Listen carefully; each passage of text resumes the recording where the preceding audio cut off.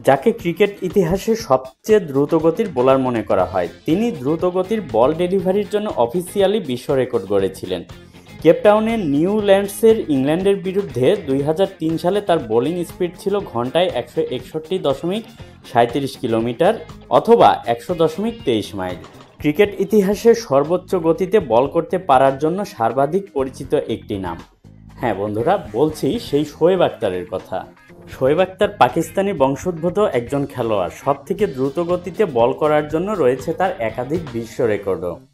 তার সর্বাধিক গতির ডেলিভারি ছিল ঘন্টায় 161.37 কিলোমিটার। এছাড়াও তিনি ঘন্টায় 159.3 কিলোমিটার, 160 কিলোমিটার, 159 কিলোমিটার, 158.4 কিলোমিটার গতিতে বল করেছেন। সবচেয়ে গতির বলটি তিনি ইংল্যান্ডের বিপক্ষে করেছিলেন। এর পরের গতিময় 3টি বল তিনি করেছিলেন নিউজিল্যান্ডের বিপক্ষে 2002 সালে।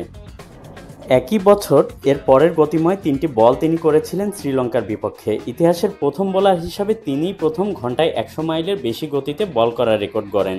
তিনি ক্রিকেট থেকে অবসর নিয়েছেন অনেক আগেই, কিন্তু এখন তিনি কোথায় আছেন, কি করছেন, আজ আমরা সেই সব জানব।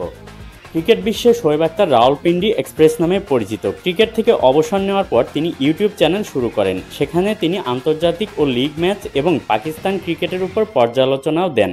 শোয়েব আখতার বর্তমান পাকিস্তানেই আছেন। তিনি অবসর নেওয়ার পর ইউটিউব চ্যানেল খুলেছেন এবং ধারাভাষ্যকার হিসাবে কাজ করছেন। এছাড়াও বর্তমানে তিনি স্টার স্পোর্টসের হিন্দি ধারাভাষ্যকার হিসাবেও কাজ করছেন এবং তিনি বিভিন্ন সামাজিক ও ক্রীড়া বিষয়ক অনুষ্ঠানেও অংশ নিচ্ছেন।